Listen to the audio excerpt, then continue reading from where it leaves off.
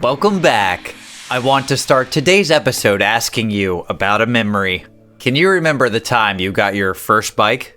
Maybe it was for your birthday or for Christmas. The smile that first appeared on your face when the bike came into sight. Suddenly, your world became much bigger and you were able to traverse it. Well, I'm about to ruin all of that, because I'll be touching on a dealer of death in which reform would never be possible. His bright red bike, his favorite mode of travel for his dirty deeds. Then I'll go over his horrendous past and what made him such an appalling monster.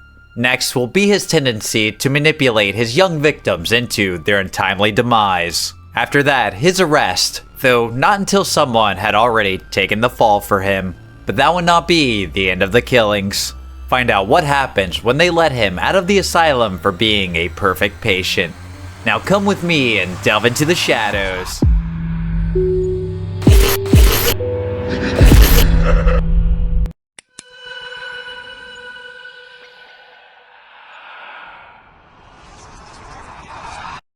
David Michael Krueger was born Peter Woodcock on March 5, 1939. His mother, a 17-year-old factory worker, was not able to care for him and eventually brought him to a foster care agency there in Peterborough, Canada. He would be put with several families, but all with little success. With the early trauma already taking hold, Krueger would cry constantly and randomly scream at the top of his lungs. He'd also be terrified of anyone who would approach him. And if anyone did get near, his speech was usually incoherent, and occasionally he'd make whining animal noises. And as you can guess, this would only lead to more issues, including one of the families beating him when he was only 2. The injury would be discovered after he was brought in for medical treatment for a neck injury. Luckily, he would find relief in an upper middle-class family known as the Maynards. Susan Maynard would take to her new son. And after the description I just gave, the woman must have been a saint, or just had that much hubris. She was described as being both forceful and having an exaggerated sense of propriety. Well, hubris for the win then. The two would only grow more attached, and the screaming would finally subside. But the neighborhood bullies would upset that calm. Seeing this kid as an outcast and easy to pick on, they would often try and fight him. Krueger would run away and then jump into the bushes, hiding until they left. And the cruelty of children can be vast without the touch of empathy and experience. Kids still see humans more as objects around that age. Something Krueger would get very good at, showing us to the full extent. But in the meantime, the Maynards would try and get their son some help. They brought him in to the hospital for sick children to receive treatment, as Susan often worried about Krueger's emotional state. And she definitely had cause for care. One day, Susan had come home to quite the surprise. Krueger was holding a funeral for the pet canary. The bird had been splayed out on the piano and surrounded by candles. And when asked what had happened, the boy replied that the dog had murdered the bird. And while this would be a 16 for a horror movie, the reality would be pretty creepy. And this is coming from someone who is constantly reading about death and horror. I mean, do I seem like a well-adjusted individual? Krueger would also be sent to a private school, which I can tell you from experience, being the weird chubby kid does not get you any friends. In fact, quite the opposite. And so Krueger's isolation only grew. And at this time, those around him described him as being an angry little boy. This would be quite the understatement in retrospect. And the Children's Aid Society also giving an interesting description of Krueger. It read, "Slight in build, neat in appearance, eyes bright and wide open, worried facial expression, sometimes screwing up of eyes, walks briskly and erect, moves rapidly, darts ahead, interested in questioning constantly in conversation. He attributes his wondering to feeling so nervous he just has to get away. In some ways, Peter has little capacity for self-control. He appears to act out almost everything he thinks and demonstrates excessive affection for his foster mother. And although he verbalizes his resentment to the other children, he has never been known to physically attack another child. Peter apparently has no friends. He plays occasionally with the younger children managing the play. When with children his own age, he is boastful and expresses determinedly ideas which are unacceptable and misunderstood. And I can only imagine what those ideas were, and I'm guessing it's pretty similar to the one expressed to a social worker. They were walking at the Canadian National Exhibition when Krueger muttered under his breath, "I wish a bomb would fall on the exhibition and kill all the children." Also, amazing idea for a Final Destination movie, terrible idea for a child to be having. But with these violent fantasies being brought out to the forefront, the Maynards sent Krueger to a school for emotionally disturbed children in Ontario. Unfortunately, that only seemed to worsen his behavior and cause quite a change. He would learn to manipulate others, becoming a bit of a charismatic face in the hospital. And I'm guessing he would prey upon those who are less emotionally stable, coherent, or generally more sheltered. Krueger would state that he had consensual sex with another girl at the school who was a year younger, but based on my previous statement and what he showed he was capable of later, I found the use of the term consensual to be a bit questionable. He would remain at the school for several years until he left to live with his foster parents at age 15. Thinking things might have changed, the Maynards enrolled their adopted son into the private school that he was in before. Also questionable. Kids just don't forget that you're weird. In fact, that's the shit they remember the most. And as you can guess, it did not go well. He would fail to integrate, and the Maynards would try a public school this time. This would be even more unfortunate. The bullies from the neighborhood instantly recognized him and continued the constant bullying. It was so bad that he was transferred to another high school within 6 weeks. And while the kids were not too fond of the socially awkward boy, the teachers would speak about his intelligence and how well he would do in science, history, and English, usually acing the tests. And I think this all starts to paint a picture of an individual who's smart enough to manipulate a child while being emotionally unstable enough to not process his actions and to act on impulse. And what did they do? They gave him wheels. Krueger would be inseparable from his red bike. It would give him a freedom he never had, feeling the wind whip through his hair as he pedaled all over Ontario, sun or snow. And while seeming innocent, there would be much more violent fantasies playing in his head. Krueger made up an imaginary gang of 500 boys he would call the Winchester Heights Gang. And it would be this fantasy that would give old Woodwiener enough confidence to begin committing those terrible future acts. And even though his parents knew about the imaginary gang, they continued to ignore any previous signs. And also ignoring that Krueger was a 17-year-old boy when all this was going on. And Krueger's fantasies became darker as he kept them closer to his chest. And soon, he would be acting on them. It started out with Krueger manipulating children by offering them rides on his bike. He would then take them to somewhere secluded and take advantage of the naive kid. Unfortunately, in the exact way you're thinking. And I'm just gonna say that no matter what the age, if someone comes up to you looking like a creepy Jehovah's Witness and they ask you if you want to ride on their handlebars, you just say no. And Krueger wouldn't pedal far and wide for just that feeling of freedom. He would also move further and further to try and avoid recognition, and it would be in the fall of 1956 when he would act out the worst of his violent fantasies, all near the place he expressed those fantasies, the Canadian National Exhibition.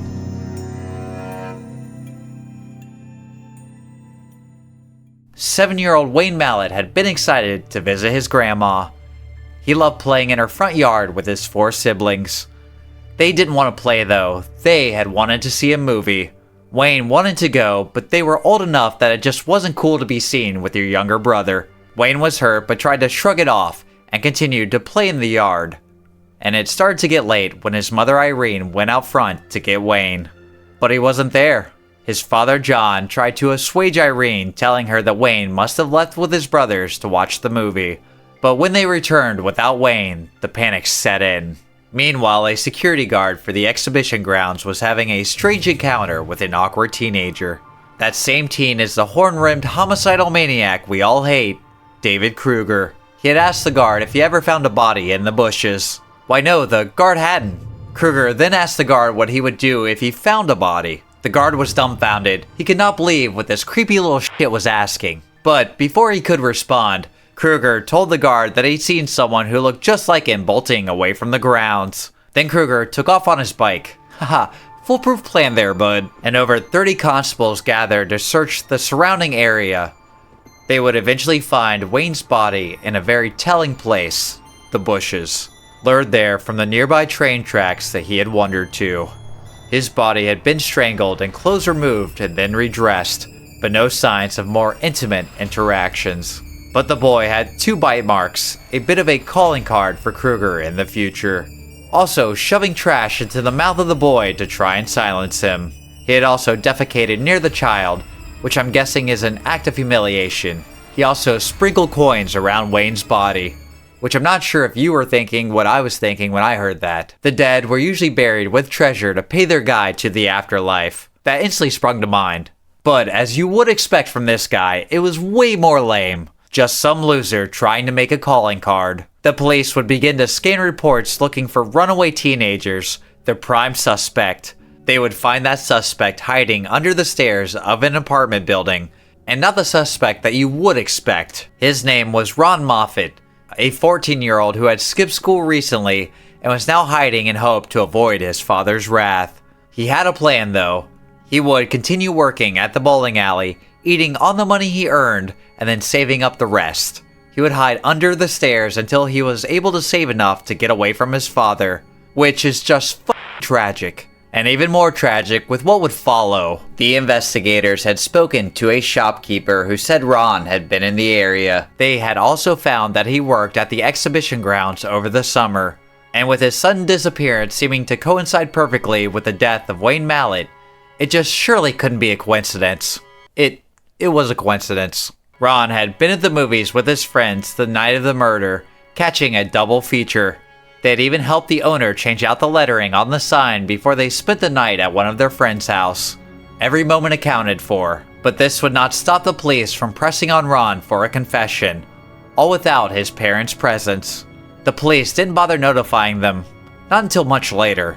I could not imagine the flood of emotion when this kid sees the cops rolling up thinking that they're gonna reprimand him for skipping school, then all of a sudden they start grilling him about a murder. The police questioning would be brutal. They would repeatedly tell Ron that he was the killer, and then try and lead him through the questioning, basically walking him to a confession.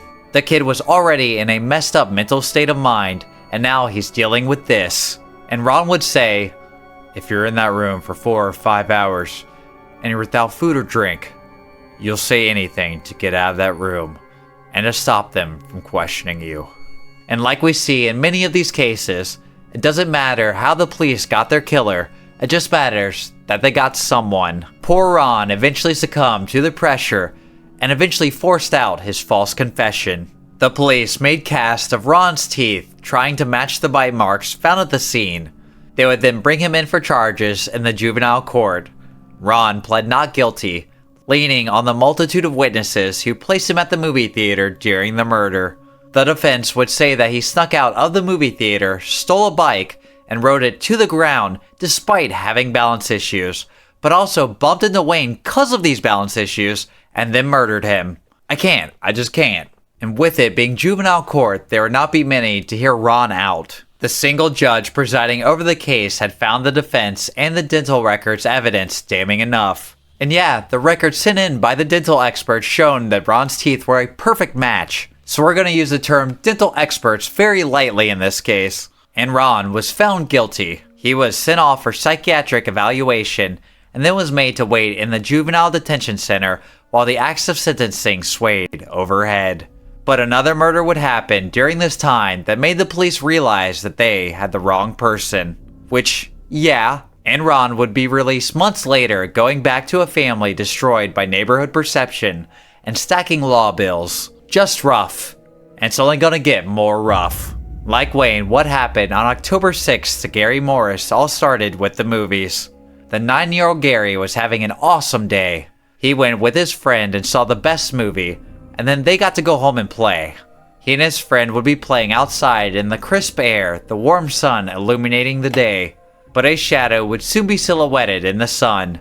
A teenager on a bike. And when he stepped forward into view, the boy with the brown line glasses faded in.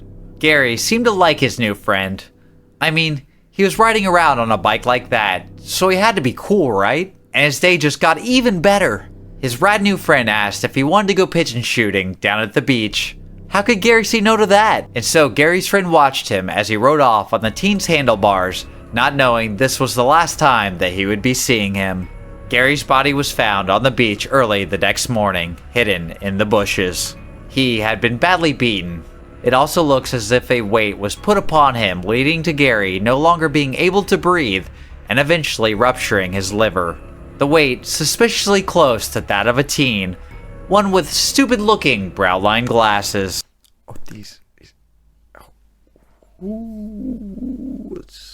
There are also marks around his throat indicating strangulation and a single bite. The clothing had also been removed and put back on the body. And instead of coins, Krueger had decided to sprinkle paper clips. Just really tapping into that creative side. Fuck, why couldn't he just taken up scrapbooking instead? And there'd be one more body to be found, but not so hidden, come 3 months later. 4-year-old Carol Voice had been playing with her friend. They would be just outside her apartment building, but the air had grown much colder. The frost nipped at their skin as they ran. The playing children stopped again by a teenager with dark hair and brow-lined glasses. He stopped when he noticed the two when he was riding by on his bright red bike. Carol couldn't believe one of the older kids was talking to her. They usually couldn't be bothered. And he wanted to show her somewhere cool? Of course she had to go, even if her friend didn't seem so sure. Carol's friend watched as her hair whipped in the winter wind as she held fast onto the bike's handlebars. The last time she'd be seen alive. Carol's body was found later that night under the Bloor Viaduct. The investigators fight the sickened reflexes to the grotesque sight. The body's face down in a pool of blood. There had been familiar signs, bruising that correlates to being severely struck in strangulation. Her clothes had also been removed and put back on. This sick piece of shit had gone even further this time though, and I won't go too deep into it, but there's definitely hemorrhaging in places that there shouldn't have been, and nothing had been sprinkled around the body. When trying to climb back up the embankment, he slipped, getting angry in the process. At that point, he went back to kick the body in frustration. What a baby. God, this guy is so lame. There aren't enough trash cans in existence to satisfy my need to throw his ass into. He also came up with another foolproof plan. As he was leaving, he yelled at a random man, "If there's a murder down there, they're gonna try and blame me." Perfect execution. We'll never suspect a thing. Except that they did, cause he is an idiot. Witnesses at the scene saw a teenage boy leaving and gave police enough info to put together an accurate composite sketch. This would run on the front of the Toronto newspaper. There would also be an officer who remembered a strange interaction that happened a few months before the murders. The officer had gone to a 10-year-old girl's home to question her about a kidnapping. The girl told him she had been hanging out with the teenage boy. She left with him riding away on the handlebars of his bike, but things got awkward and she didn't want to be there anymore. The girl would call her parents from a payphone, and when the police arrived at the phone booth, the boy was oddly still there with her. The investigating officer would also speak to that same boy at his home. And when confronted, he made quite the scene, even threatening to hurt himself. This helped draw attention away from the matter at hand, and nothing further was done. But the officer couldn't get that pimply face with the nerdy glasses out of his head. And with much more evidence connecting Krueger to the scene of those crimes, they decided to pay him a visit. Krueger folded like an accordion. This was after he tried to press a narrative that there was a boy just like him who had fled from the scene. The story he had so expertly planned up, giving Agatha Christie a run for her money. The innocent act didn't last long though, and he confessed to everything. He would also later say that he admitted to Wayne's murder because he didn't want Ron Moffat getting all the credit. Incredible. Never mind the several months and multiple opportunities he had to do just that. And speaking of Moffat, Krueger would also be called in as a defense witness for him. Ron had tried to appeal. Instead, he was sent to a training school for boys with ghastly conditions. He tried acting out and pretending his mental conditions were way worse than they were in hopes he might get some help. But none would be found. In fact, they would send him to an even worse reformatory, and he would stay there until the second trial happened. The first being Krueger's. Krueger would plead not guilty while confessing to all 3 murders. but he would get his not guilty verdict. How? Reason of insanity, which, not gonna lie, feels pretty awful with the things that he did. And I'm all for rehabilitation, but something about all of this just hits my mouth like bad cough syrup. The second trial would begin, and Krueger would be that defense witness. He confessed to killing Wayne. Those so-called dental experts were also brought to the stand. They confessed that the dental records were probably false because the cast was based on bad science, the same way that they were good scientists. And finally, after dealing with all this bullshit for 8 months, Ron Moffat was finally found not guilty. And somehow Ron was calm through this whole ordeal, both while locked up and through the trial process, which I think says a lot about his character and how f***ed it is he got into this situation. Luckily, he seems to be living a happy life now. And if you want to know more about his story, he came out with a book called The Boy on the Bicycle. Krueger would be taken to the Penetanguishing Mental Health Care Center. There, he would be placed in maximum security. For obvious reasons. He would be diagnosed as a psychopath. For obvious reasons. He would get to be the rat for the new experimental treatments of the institution. This included pumping him with LSD and other mind-altering drugs while sticking him in a pitch-black artificial womb. And somehow, the treatment didn't take. But Krueger would remain the controlling bastard we all hate, and he would prey on inmates similar to the other kids found in his school for emotionally disturbed children. He would also concoct a new imaginary gang to be a part of. He would call it the Brotherhood. He would tell the inmates that they were a powerful, invisible group that would help them when they got out. And all they had to do was just perform a few lewd acts on him and just give him a few cigarettes, and they could also be part of this prestigious Brotherhood. Which, really? The Brotherhood? That's all you got? You got infinite time to sit behind bars and think about this, and the Brotherhood was your best shot. Well, we're gonna give it our best shot, because now it's time for our top 5 names for imaginary invisible power groups to join while in an asylum. Starting with number 5, and the Brotherhood failure he brought forth to give a better name, the Brotherhood of the Bootylicious. Number 4, let your nose be your guide in the Fraternal Order of the Fabled Farts. Number 3, everyone is lining up for the eternal Squiggered Order of Hamster Fist. Number 2, if God isn't this guy named Steve, then they'll eat his shoe, the Splatter Day Taints. And coming at number 1, the Cabal to take it all, Purple Rain. What, you thought I was gonna say something ridiculous? Tell me, you wouldn't join a group called Purple Rain. But there is actually another group that I'd like to join. Come sell your soul to the Covenant of Shadows, the newest and hippest cult around. Learn how to sacrifice others for a better Wi-Fi signal. Arts and crafts with the bones of your enemies. Learn the quiet prayers that keep Greg from telling the same joke for the 6th time. May his spirit rot in the Stygian abyss of the 9 hells. All this can be yours with 4 easy payments of $666 and your only blessed soul. Sit now at 555 Bring the Money Boulevard at These Maroons, New Mexico. Man, what a weird sponsor. And despite his proclivities to taking advantage of the other inmates, he would be seen as a model patient to be transferred to less restrictive facilities. He'd eventually end up at Brockville Psychiatric Hospital. The staff often let him out to go to a local train museum. Trains being one of his hobbies. Probably because he had so many locomotives. Oh yeah, I'll just see myself out. They would also let him out to see a movie. And can you guess what movie came out in 1991 that he was so passionate about seeing? Did you say Silence of the Lambs? Yeah, they actually let him out to see Silence of the Lambs. I can't make this shit up. Right before this time is when Peter Woodcock would change his name to David Michael Krueger. And trust me, the irony of a child predator and killer changing his last name to Krueger is not lost on me. He would also form a special relationship, and that relationship would be with a security guard, who happened to be a former killer from Ottawa.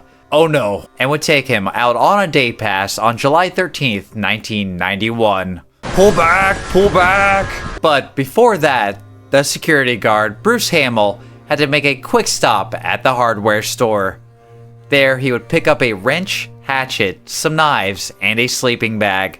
Krueger and Hamill would drive out to some nearby woods. There waiting for him was a fellow inmate named Dennis Kerr. Krueger had promised him $500, but only if Dennis met him here. Krueger, now 52, almost blind and deaf, crept silently behind Dennis and struck him in the head with a wrench. He would beat Dennis unconscious, and then he and Hamill would use the knives and hatchet to butcher him. They would also perform other horrible acts on the already dead victim. And after this brutal slaying, Krueger would go to the local police station and turn himself in. There, he would be transferred back to Penetanguishene Mental Health Care Center, where he had originally met Hamill. This is where he would spend the next 34 years of his life, until he died of natural causes at 71. Far too good of an ending for this scumbag. In an interview he had before he died, he said, "I am accused of having no morality, which is a fair assessment, because my morality is whatever the system allows." And what the system allowed for was for him to continue killing, and then they pin it on an innocent man, and then for Krueger to get out and then do it again. And it's not like that he was a genius. He had to prey on children and those not mentally capable enough to fight off his manipulation. And I also feel that he may have been taken advantage of sexually when he was at one of those homes. Usually it's a learned behavior. Children don't think of this stuff on their own. And I also wonder if during one of the beatings there may have been some brain trauma. Another common factor for many serial killers. And as we find out more about CTE and how it can affect impulse and emotional regulation, it just leads me to ponder. Monsters are usually a product of their genetics and their environment, and it sounds like Krueger's environment was a large contribution on him. But ultimately, he resisted any kind of help that he could get, and he chose to be the worst kind of predator, projecting his own morality system on others much less fortunate. And I think it's pretty obvious that he had no intention of ever wanting to get better, and just wanted to cause even more pain than his foster parents and bullies caused him.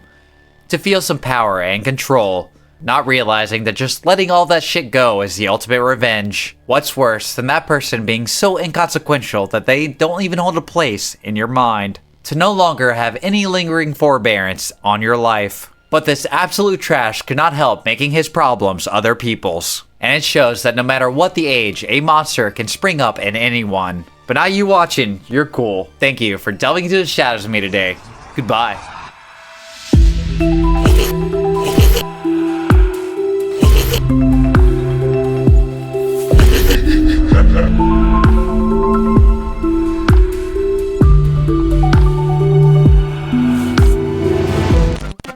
I can't. I can't.